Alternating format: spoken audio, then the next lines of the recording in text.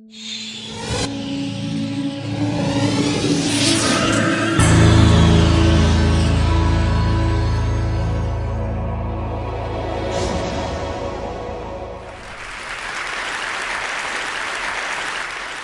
imagine a big explosion as you climb through 3,000 feet. Imagine a plane full of smoke. Imagine an engine going clack, clack, clack, clack, clack, clack, clack. Sounds scary. Well, I had a unique seat that day. I was sitting in 1D. I was the only one who could talk to the flight attendants. So I looked at them right away, and they said, no problem. We probably hit some birds. The pilot had already turned the plane around, and we weren't that far. You could see Manhattan. 2 minutes later, 3 things happen at the same time. The pilot lines up the plane with the Hudson River. It's usually not the route. He turns off the engines. Now imagine being on a plane with no sound. And then he says 3 words, as unemotional 3 words as I've ever heard. He says, brace for impact. I didn't have to talk to the flight attendant anymore. I could see in her eyes, it was terror. Life was over. And I want to share with you 3 things I learned about myself that day. I learned that it all changes in an instant. We have this bucket list, we have these things we want to do in life, and I thought about all the people I wanted to reach out that I didn't, all the fences I wanted to mend, all the experiences I wanted to have and I never did.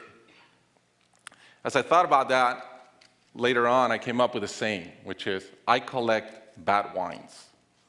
Because if the wine is ready and the person is there, I'm opening it. I no longer want to postpone anything in life. And that urgency, that purpose has really changed my life.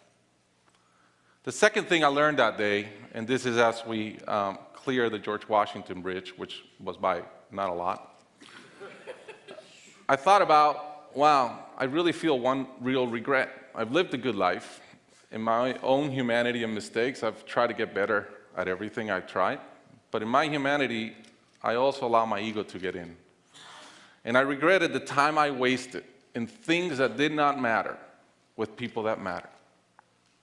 And I thought about my relationship with my wife, with my friends, with people. And after, as I reflected on that, I decided to eliminate negative energy from my life. It's not perfect. It's a lot better. I've not had a fight with my wife in 2 years. It feels great.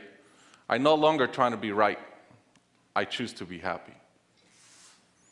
The third thing I learned, and this is as your mental clock starts going 15, 14, 13, you can see the water coming. I'm saying, please blow up. Right? I don't want this thing to break in 20 pieces like you've seen in those documentaries. And as we're coming down, I had a sense of, wow, dying is not scary.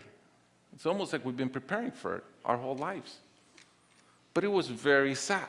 I didn't want to go. I love my life. And that sadness really framed in one thought, which is, I only wish for one thing. I only wish I could see my kids grow up. About a month later, I was in a performance by my daughter, first grader, not much artistic talent, yet.